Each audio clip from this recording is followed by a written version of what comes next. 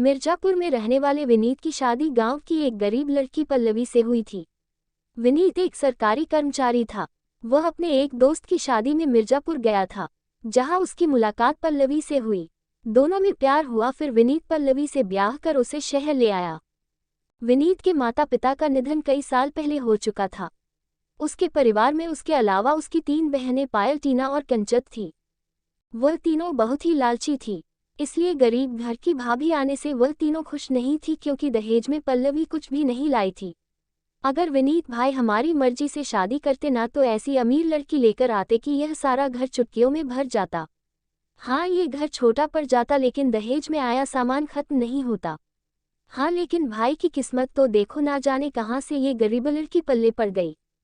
वो तीनों नई नवेली दुल्हन पर खूब अत्याचार करती, उससे घर का सारा काम करा लेती और हर वक्त गरीबी के ताने देती। शादी के कुछ महीने बाद पल्लवी पहली बार अपने मायके गई थी। आज 4 दिन बाद वो मायके से वापस आने वाली थी। उसकी तीनों लालची नंदे बड़ी बेसब्र से उसका इंतजार कर रही थी। बताओ, महारानी कह रही थी कि दिन तक आ जाऊंगी, लेकिन अब तो शाम होने वाली है, अभी तक नहीं आई।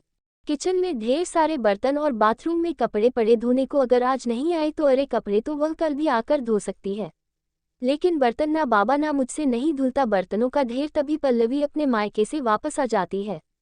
लो, आ गई महारानी, बड़ी देर लगा दी, आने का मन नहीं था क्या उस झोपड़ी वाले महल से? वह दीदी आते वक्त चाचा चाची के यहाँ होकर आई थी।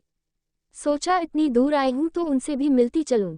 अच्छा, फिर कुछ दिया भी उन्होंने या बस यूं ही सूखा सूखा भेज दिया? जी, वो आप सबके लिए सूप भिजवाए हैं माँ ने, और चाची ने मिठाई का डिब्बा दिया है। अच्छा लाओ तो दिखाओ जरा। दीदी बहुत थक गई हूँ, जोरों की प्यास भी लगी है, पहले थोड़ा पानी पी लूँ। हाँ हाँ ठीक है ठीक है। पल्लवी जैसे ही किचन में जाती है वह तीनों जल्दी से उसका बैग खोलती है। सबसे ऊपर मिठाई का डिब्बा रखा हुआ होता है। वो तीनों मिठाई का डिब्बा खोलकर जल्दी से उसमें से कुछ मिठाई खा लेती है।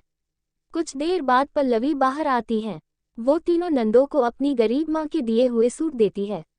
वो सूट देखकर कहती है कुछ खास नहीं है। और क्या दिया है तुम्हारे माँ बाप ने इसके अलावा? मेरे गरीब माँ बाप और क्या देते दीदी, यह सामान भी उन्होंने मुखिया जी से उधार लिए पैसों से खरीदा है। हाँ, हम तो भूल ही गए थे, ये गरीब है। चल, अब जो रसोई में बर्तन पड़े हैं उन्हें धोने के बाद कपड़े धो देना, फिर हम सबके लिए खाना बनाकर तैयार कर देना। पल्लवी आते ही घर के कामकाज में जुट जाती है। तीनों नंदे उस पर खूब अत्याचार करती ताकि एक दिन वो परेशान होकर यह घर छोड़कर चली जाए और वह अपने भाई की शादी एक अमीर लड़की से कर सके। विनीत काम के सिलसिले में अक्सर बाहर रहता, इसलिए वह इन सब बातों से अनजान था।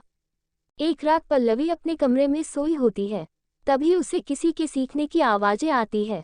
वह भागते हुए अपनी नंदों के कमरे में जाती है, जहां मोहल्ले के 3 बदमाश लड़के उनके साथ जबरदस्ती करने की कोशिश कर रहे होते हैं। ये देख पल्लवी जल्दी से नज़दीक के पीसीआर को फ़ोन कर देती है। साथ ही एक बड़ा सा डंडा लेकर आती है और उन तीनों की खूब पिटाई करती है।